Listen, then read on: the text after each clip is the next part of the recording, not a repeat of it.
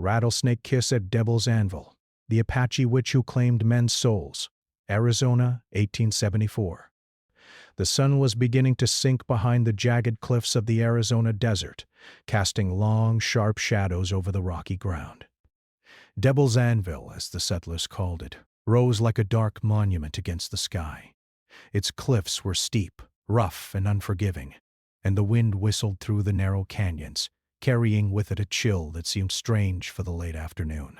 Travelers who had passed this way spoke in hushed tones of the place, warning others not to linger.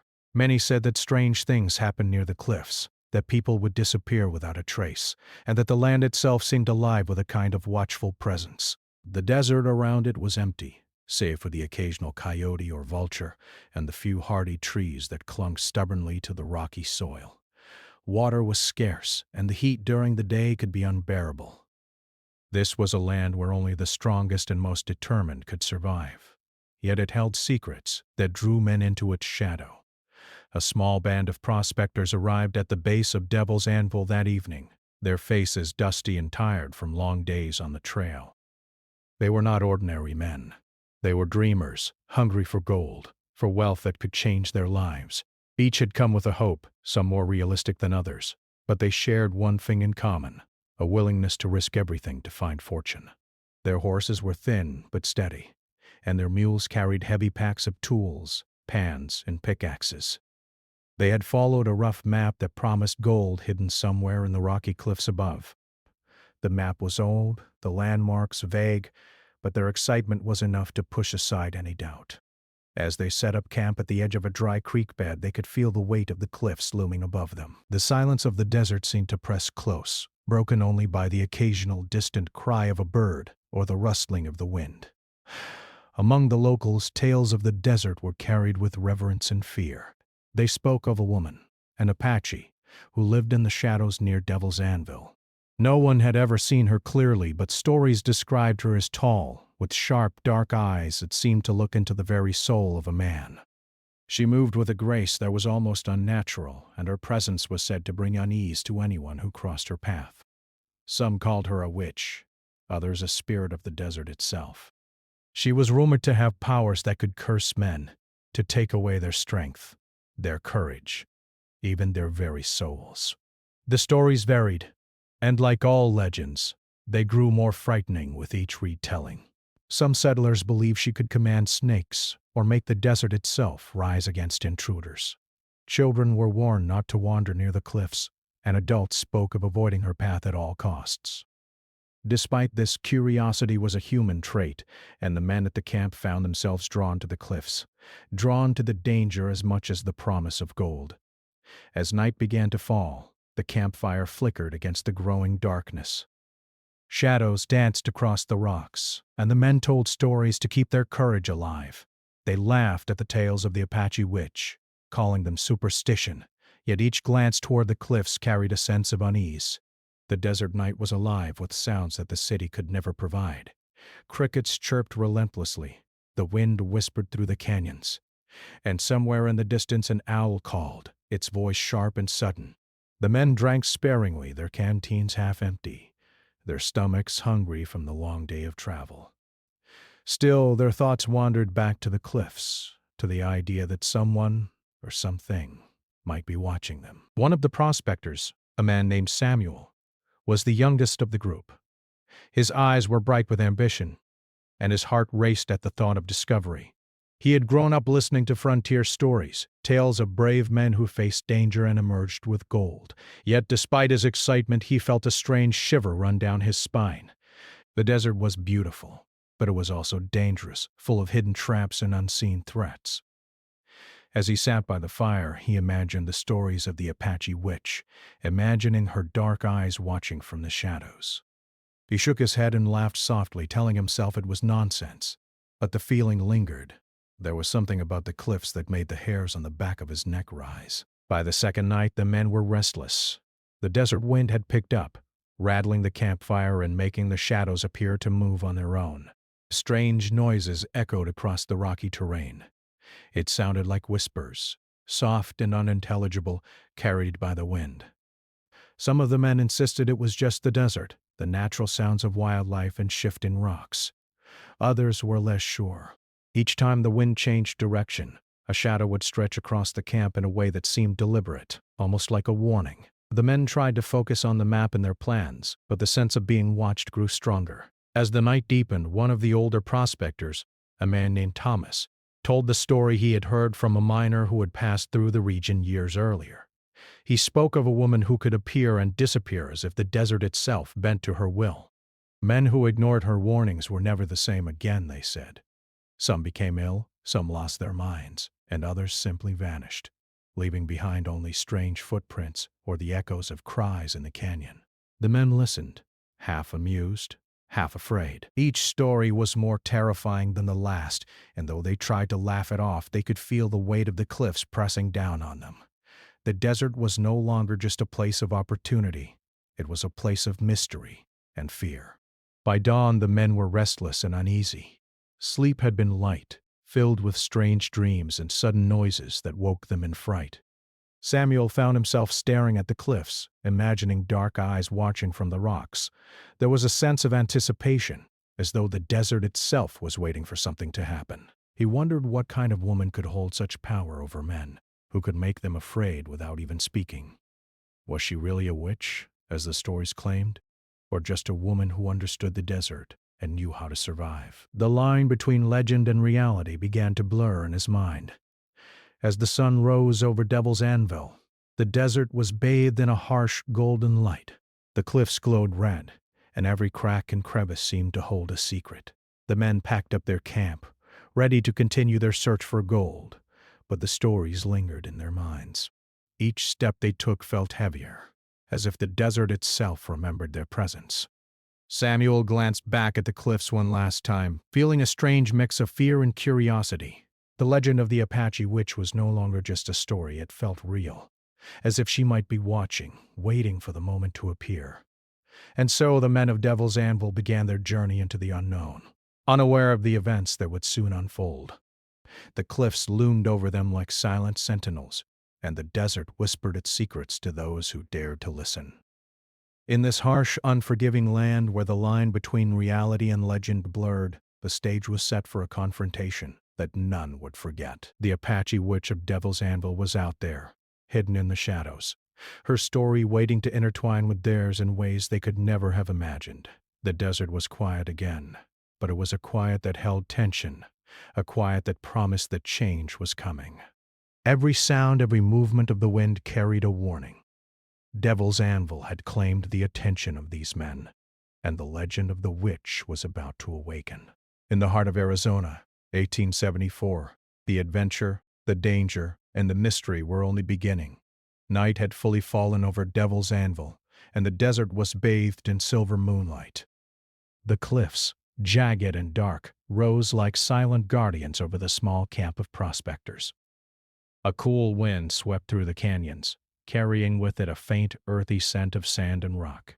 The men huddled close to their campfire, its orange flames flickering and casting dancing shadows across their tired faces. Even as they tried to appear brave, there was a tension in the air that none of them could shake. The stories of the Apache witch told around the fire the night before seemed suddenly more real. The desert, once just a place of opportunity and challenge, now felt alive, aware, and waiting. It began with small things at first. One of the men, Peter, noticed his pack of tools had shifted overnight, even though he was certain he had secured them tightly. Another, an older miner named Henry, swore he had heard footsteps circling the camp while everyone else slept. The men laughed it off at first, attributing it to restless animals or their imagination. Yet the feeling of being watched only grew stronger. Every shadow seemed to move unnaturally. Every rustle of the wind felt deliberate, almost like a signal. Samuel, the youngest of the group, found himself staring into the darkness beyond the firelight, feeling an invisible gaze on him that made his heart race. As the evening deepened, a figure appeared at the edge of the clearing. She moved silently, almost as if she were part of the shadows themselves. She was tall, with long dark hair that fell over her shoulders and eyes that seemed to gleam in the firelight. Her presence was commanding, yet strangely calm, and even from a distance the men felt a chill crawl down their spines. No one spoke at first. It was as if the desert itself had hushed, holding its breath in anticipation. The woman, the Apache witch, had appeared, just as the stories had warned. Thomas, the older prospector, whispered nervously, "It's her. It has to be her." But even as he spoke, doubt crept into his mind. Could this really be the woman of legend? Or was it a trick of the moonlight, a shadow moving among shadows? Samuel felt his stomach tighten. Every instinct in him told him to run, yet something, curiosity, perhaps even fear, kept him rooted to the spot. The woman stepped closer, and a strange, almost hypnotic calm seemed to descend over the camp. The men noticed small details about her that were unsettling. Her movements were precise and deliberate, almost like she knew exactly where every man was, every breath he took. Her eyes, dark and deep, scanned each face with an intensity that made it impossible to look away. Samuel felt as though she could see into his very thoughts, understand his fears and desires before he even spoke them. He tried to look away, but his gaze kept returning to her. Then came the strange occurrences that confirmed the stories were more than just superstition. Peter, who had been sitting near the fire, suddenly screamed. A rattlesnake, coiled and ready to strike, appeared in the sand near his feet. The men leapt to grab him and push the snake away, but it vanished before anyone could strike or kill it. Some swore it had never been there at all. Others noticed small scratches on their arms and necks, as if they had been touched by something unseen. Fear began to spread among the men like wildfire. They realized that the desert was no longer a place for mere survival. It had become a place of mystery, danger, and supernatural power. Samuel could feel his pulse quicken as he watched the woman move closer. Her presence seemed to affect each man differently. Some felt an icy chill creep into their bones. Others, a burning heat in their chests. Yet all were united in a shared fear. A fear that was physical, emotional, and impossible to ignore. Whispers started among them, questions muttered under their breath. Who is she? What does she want? How can we escape her? Each question carried a sense of desperation. The Apache woman did not speak at first, but her silence was as powerful as any words could be. It filled the camp with tension, made the night feel thicker and heavier. Then, slowly she raised her hand, pointing toward the cliffs above. The gesture was simple, yet it carried a weight that none of the men could understand. The cliffs, jagged and imposing, seemed to respond to her presence, their shadows deepening and stretching across the camp. The men felt a strange compulsion, a need to look, to move toward the cliffs, even as their minds screamed to stay away. As the night wore on, the woman moved among them, appearing here and there without a sound. Sometimes she would vanish from one spot and appear in another, leaving the men questioning whether they were awake or dreaming. Strange symbols appeared in the sand, lines and marks that seemed impossible to trace by human hands. A sudden wind would scatter the markings, and yet they would reappear the next morning, as if left by an invisible artist. The men began to feel trapped, caught in a web of fear and fascination that they could not escape. Some of the men tried to confront her. Thomas, bold in his years but shaken by what he had witnessed, stepped forward with a voice that trembled. "What do you want from us?" he demanded. The woman's eyes met his, and for a moment he felt as if the desert itself had answered. She did not speak, yet her gaze was enough. Thomas staggered back, his legs weak, his mind clouded by an unexplainable fear. Others tried to laugh, to joke, but their attempts fell flat. The tension was too strong, the presence too powerful. The campfire seemed tiny and fragile against the vast darkness that pressed in from all sides. By midnight the men were exhausted, their nerves frayed. Sleep was impossible, replaced by an uneasy watchfulness. Every sound, every movement in the desert seemed amplified, magnified by fear. They noticed that their shadows seemed longer, distorted, almost as if they were being watched by unseen eyes. Samuel's thoughts turned to the stories he had heard as a boy, tales of spirits and witches, of men who had crossed paths with forces beyond human understanding. He had never believed them, but now he could not deny the evidence of his own senses. Something powerful, something beyond explanation, was present at Devil's Anvil. When dawn approached, the Apache woman disappeared as suddenly as she had arrived. The men rubbed their eyes, unsure if they had truly seen her or if it had all been a dream. Yet the marks in the sand, the strange scratches on their arms, and the lingering sense of being watched confirmed that what they had witnessed was real. Fear remained, thick and heavy, as they prepared to continue their search for gold. The desert, once a place of opportunity, had revealed itself as a place of mystery and danger, and the legend of the Apache witch had become more real than any of them had imagined. Even as they moved cautiously toward the cliffs, every step seemed guided by an invisible hand. The shadows stretched long in the morning light. The wind carried strange, almost whispering sounds, and Samuel could feel the eyes of the desert upon him. He wondered what power the woman held, what intentions she had, and whether they would ever truly understand the forces at work in Devil's Anvil.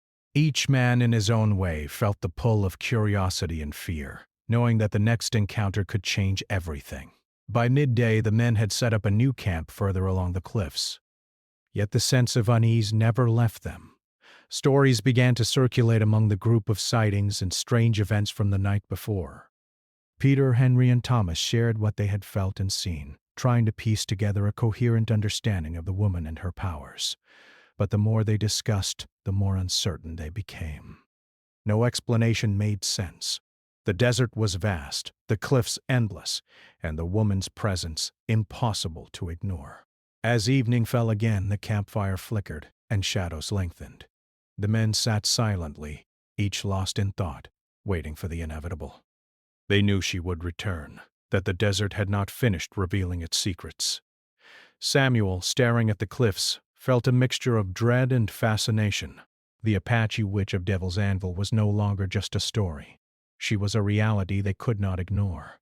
And with each passing moment, the legend grew stronger, binding them ever tighter to the mysteries of the cliffs and the desert beyond. The night stretched on, and the men realized that they were part of something larger than themselves. The desert had claimed their attention, their fear, and their respect. And the Apache witch, moving unseen among the shadows, had begun to weave her influence over them, testing their courage, their minds, and perhaps even their very souls. The desert was alive, the cliffs silent witnesses, and the night filled with a tension that promised more encounters to come. The legend of Devil's Anvil had awakened, and the Apache witch had begun to claim her place in the story of those who dared to enter her domain. The sun had sunk low behind the jagged cliffs of Devil's Anvil, painting the sky in shades of deep red and orange. The desert was quiet, almost too quiet, as if the land itself were holding its breath. The men of the camp had not slept well for nights.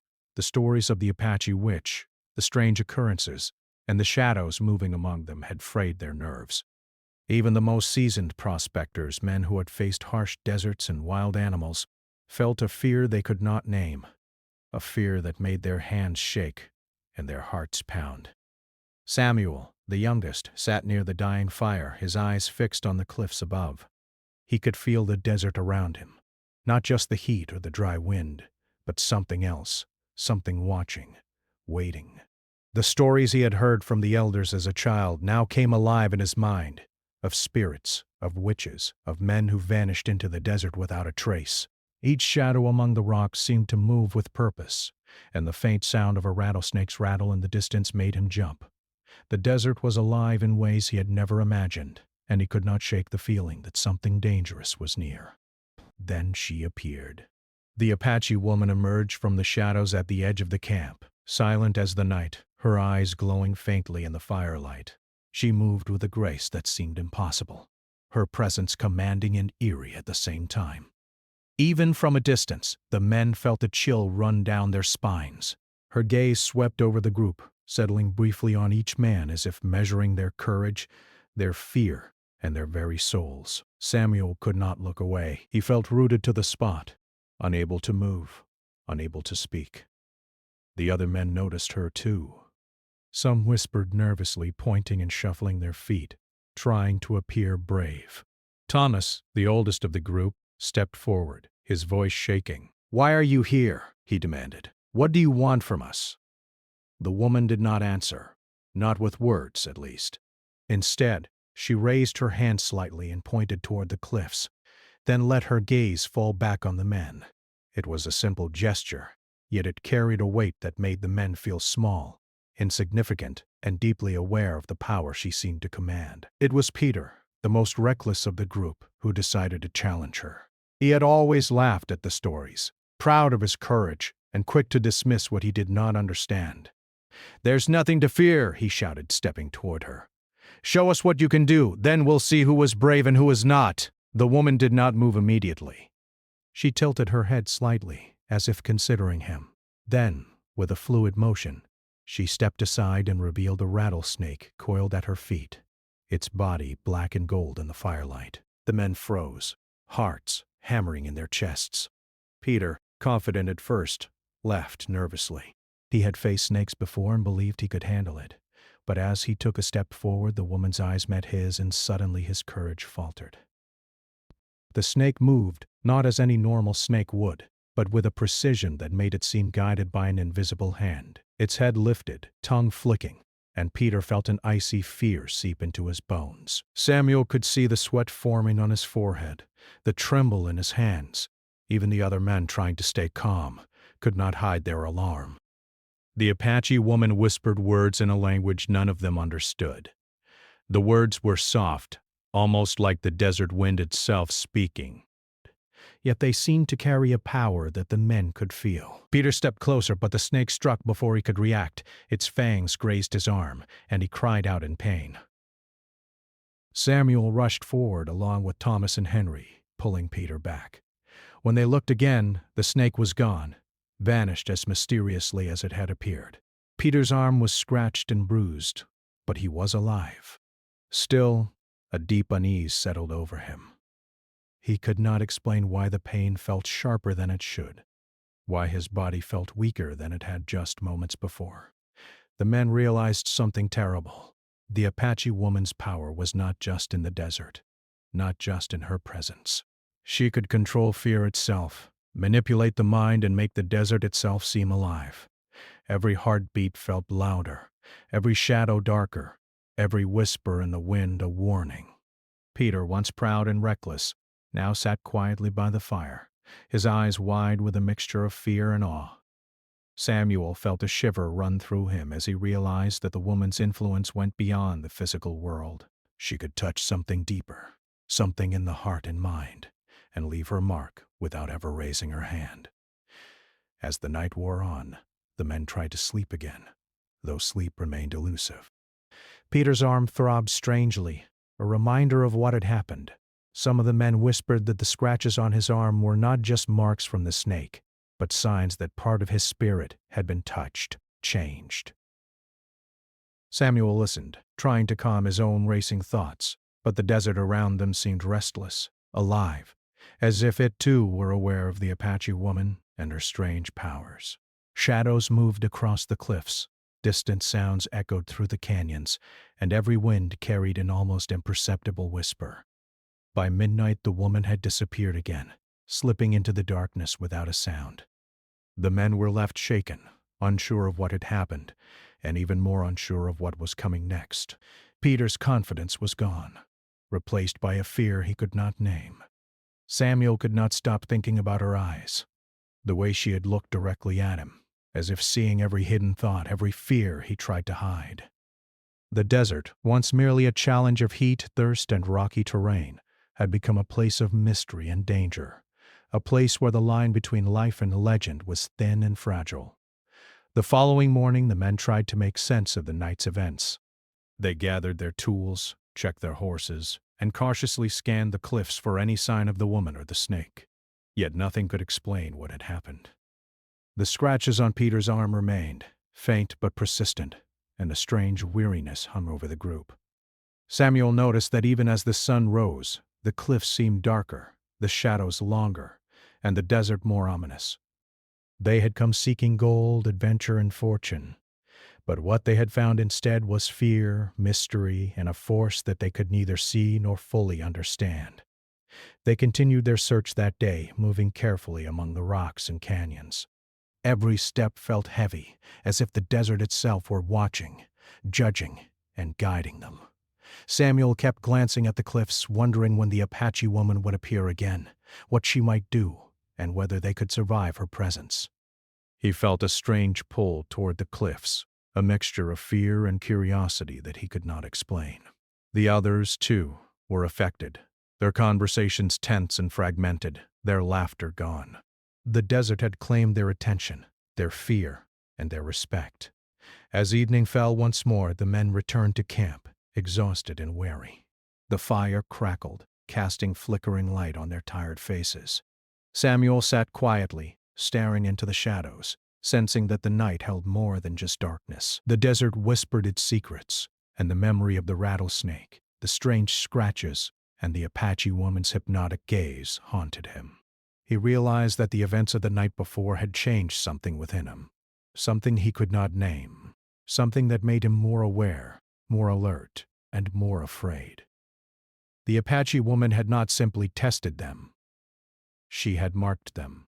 Whether it was the scratches on Peter's arm, the invisible weight pressing on their minds, or the lingering sense of being watched, her presence had left a trace. And in the heart of Devil's Anvil, where the cliffs rose like silent sentinels and the desert stretched endlessly in every direction, Samuel understood that their journey had become more than a search for gold. It had become a confrontation with something powerful, mysterious, and entirely beyond their understanding. That night, as the men lay near the dying fire, the shadows of the cliffs stretching across the camp, they could not sleep. Every rustle in the darkness, every whisper of wind, every flicker of shadow seemed charged with meaning. Samuel kept his eyes open, listening, waiting, and fearing what might come. The Apache woman, the witch of Devil's Anvil, had made her presence known. She had shown them that the desert was alive with forces beyond their understanding, that fear could be more dangerous than hunger or thirst, and that some powers were invisible, unstoppable, and eternal. And so, under the vast starry sky of Arizona, 1874, the legend of the Apache witch grew stronger. The rattlesnake, the scratches, the silent gazes, all were signs that the desert held secrets, and that those who entered it must be prepared not only for the challenges of the land, but for the power of a force that could touch men's very souls. Samuel and the others realized that they were no longer just men seeking gold. They had become players in a story that was far older, far stranger, and far more dangerous than anything they had imagined. The desert was quiet again, yet it was a quiet filled with tension. The cliffs remained as dark and imposing as ever. The wind whispered secrets through the canyons, and the memory of the Apache woman lingered like a shadow across the camp. The men knew she would return, and when she did, they would face not just a test of courage, but a confrontation with something beyond human understanding, a force that could change their lives forever. The days after the rattlesnake incident were heavy with unease. The men of Devil's Anvil moved slowly, their eyes constantly scanning the cliffs and shadows. Even in the bright light of day, the desert seemed different, thicker, alive with an energy that made their skin crawl. Peter, who had been struck by the snake, no longer laughed or spoke freely.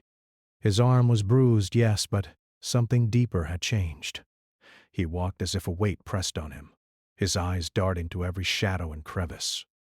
Samuel noticed that Peter flinched at the slightest sound, and that the carefree attitude he once had was gone.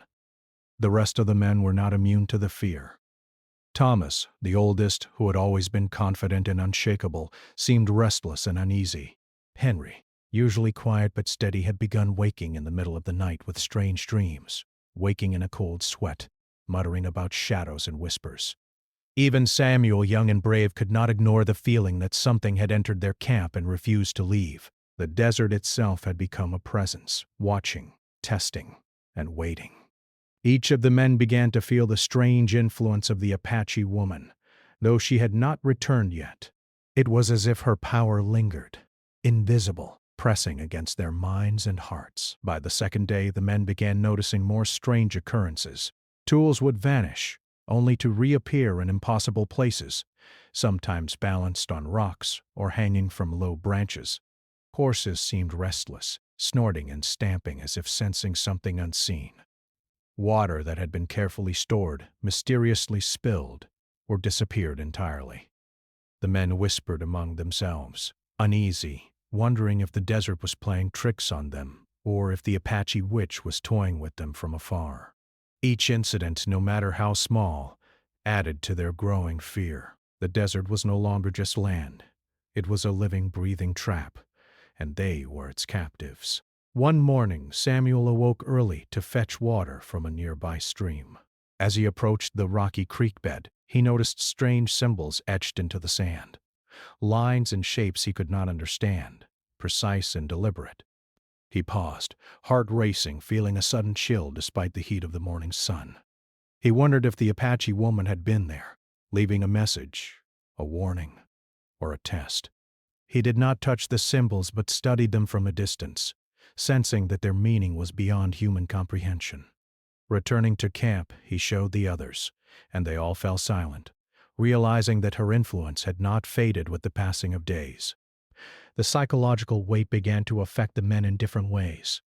Peter, already shaken by the snakebite, became withdrawn, speaking little and staring at the cliffs for hours. Thomas found himself arguing with the others over the smallest matters, his patience gone. Henry, plagued by dreams and visions of shadowy figures, became restless at night, pacing near the fire. Samuel watched all of this, feeling a mixture of fear and fascination. He realized that the woman's power was not merely in causing harm. It was in changing their minds, their emotions, and their very sense of reality. The desert had become a stage, and they were players in a story they could neither understand nor control. Rumors of men disappearing near Devil's Anvil reached them from nearby settlements. Travelers who had ventured too close to the cliffs spoke of strange sights and sounds. Some claimed to see shadows moving without bodies, to hear whispers that carried across the rocks. Others spoke of men who had entered the desert and never returned. The stories were chilling, and the men of the camp felt the weight of history pressing down on them. It was no longer just a question of survival or fortune. They were part of something older, something mysterious and dangerous. The Apache witch, whoever she truly was, had left a mark on the land and on the men who dared enter it. By the third day, the men began to experience physical effects that were hard to explain. Peter's scratches burned and itched, even though they had begun to heal. Thomas complained of headaches and a strange pressure behind his eyes. Henry's sleep worsened, leaving him pale and exhausted. Samuel felt a heaviness in his chest, a feeling that he was being watched, even when no one else was near. They began to wonder if the woman's powers were not just mystical, but also connected to the land itself. Perhaps the desert, the cliffs, and the canyons were part of her domain, and she knew how to use them to frighten and control those who dared enter.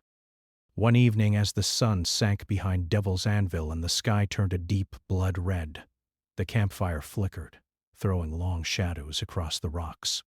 The men sat in silence, each lost in thought, each aware of the invisible presence that seemed to press down on them. Suddenly, Peter called out, pointing toward the cliffs. "Did you see that?" he whispered, voice trembling. All eyes followed his, and for a brief moment, a shadow moved across the rocks, too fluid and precise to be natural. It vanished almost as quickly as it had appeared, leaving the men frozen with fear. They realized that the woman's power had not diminished. If anything, it had grown. The psychological toll was relentless.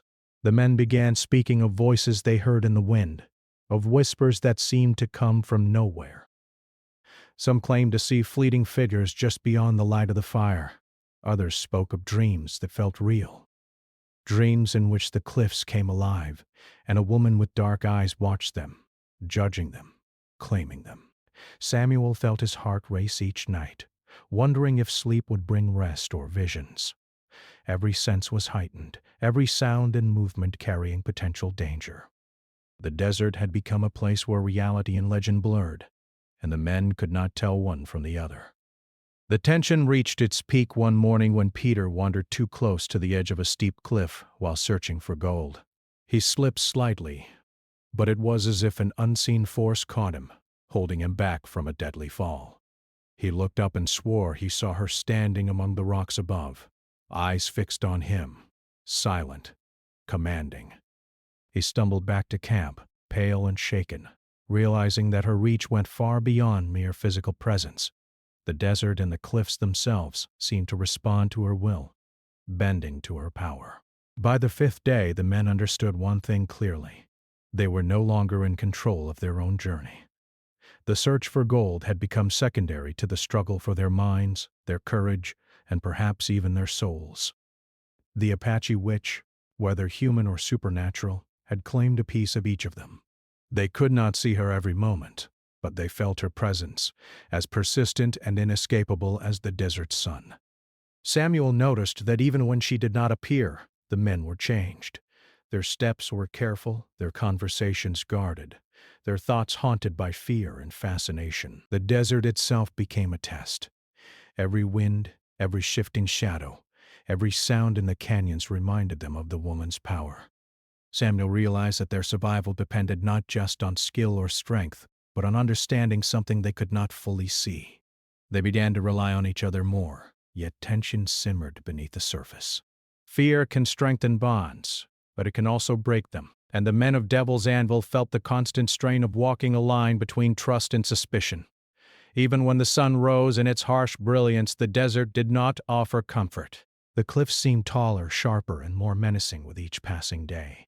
Samuel noticed how the shadows lengthened unnaturally, how the wind carried strange patterns of sound.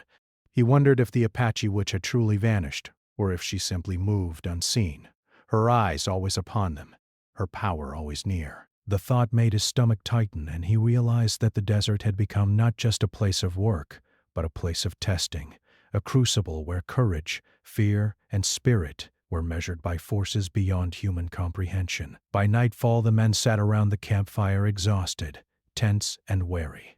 Each man had experienced something unique, something that left a mark on his mind and body. Peter, Thomas, Henry, and Samuel. Each felt the presence of the Apache witch differently, yet all were united in the same realization. They were not merely visitors to Devil's Anvil.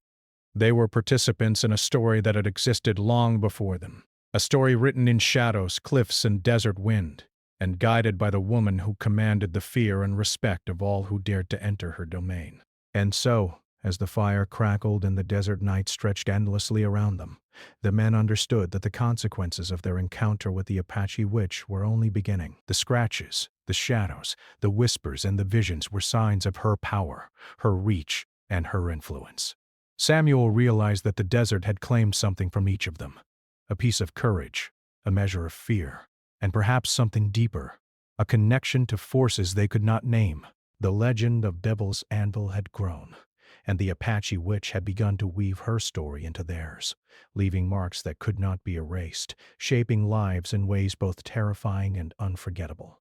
The desert of Devil's Anvil was quiet, but the silence carried a weight heavier than any storm.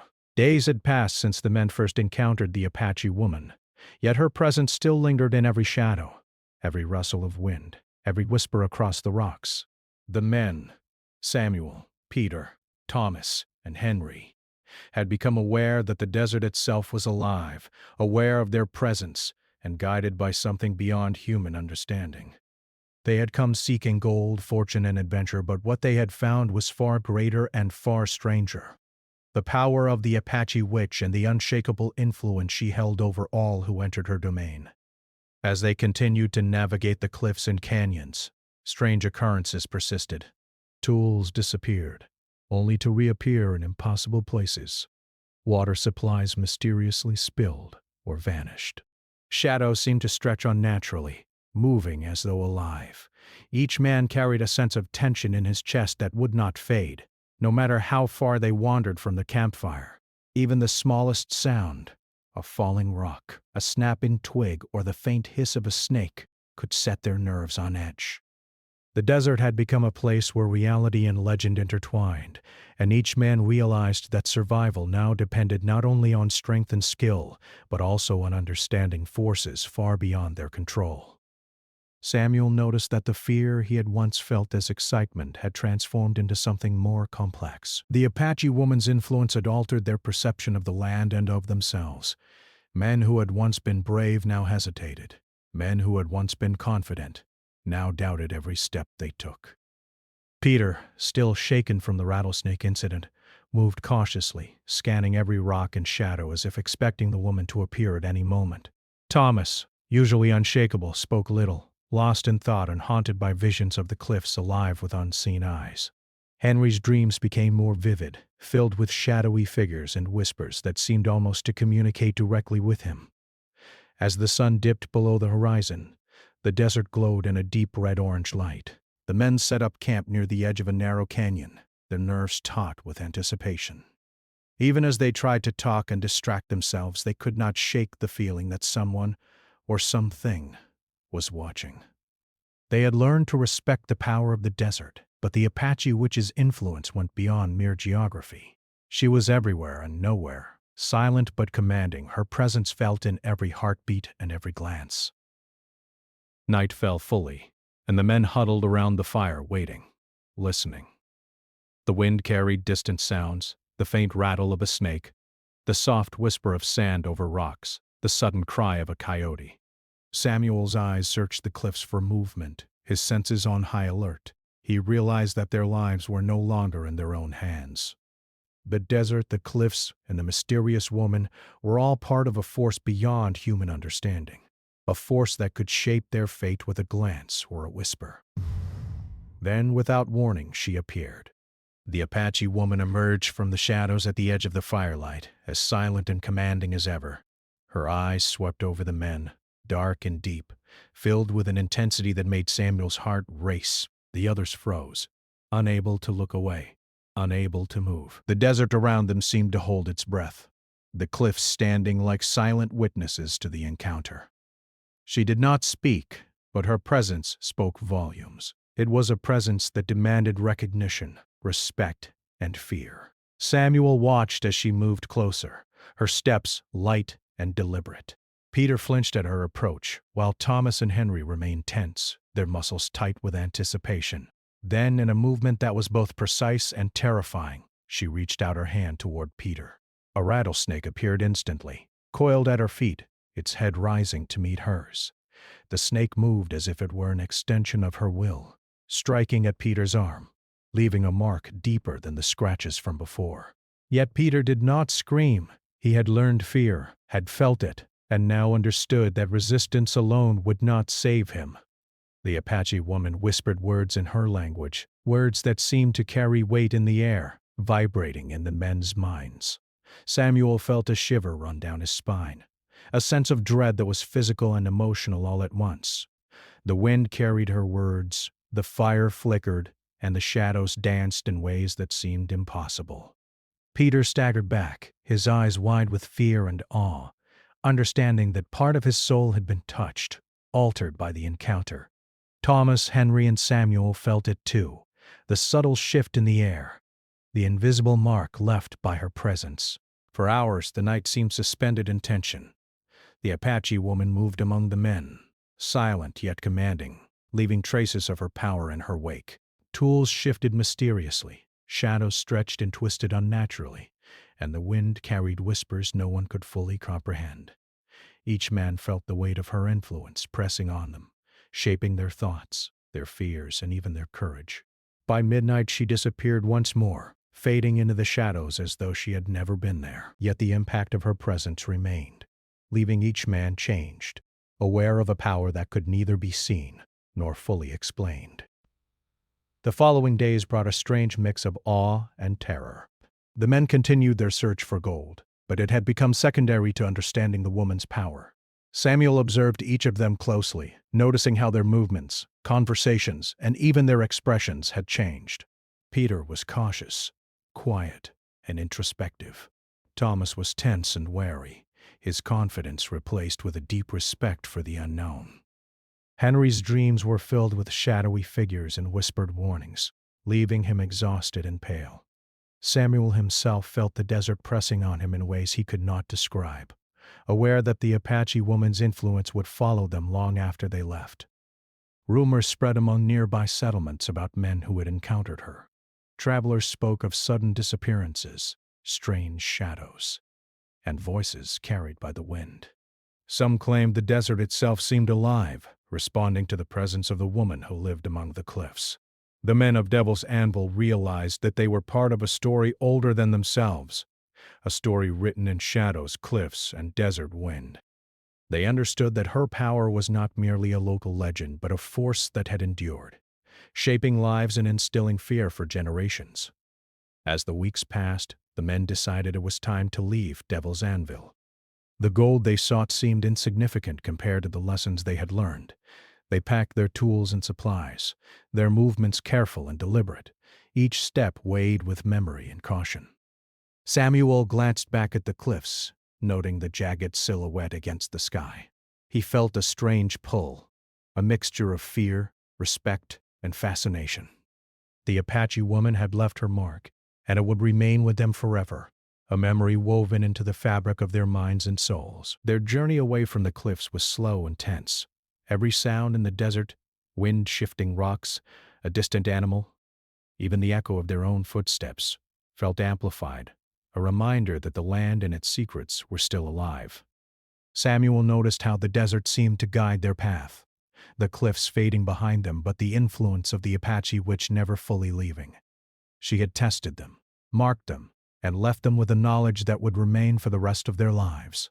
Years later, the story of Devil's Anvil and the Apache witch became legend. Settlers spoke of men forever changed by encounters with her, men who carried fear, respect, and awe for the desert and its mysterious guardian. Samuel, Peter, Thomas, and Henry each remembered the events in vivid detail: the rattlesnake, the scratches, the silent gazes, and the whispers on the wind. Each had returned to their lives forever altered, aware that some powers in the world were beyond explanation, beyond control, and beyond understanding. Devil's Anvil remained a place of mystery, avoided by many and whispered about by all. The cliffs rose sharply against the Arizona sky, shadows stretching and shifting with the sun and moon.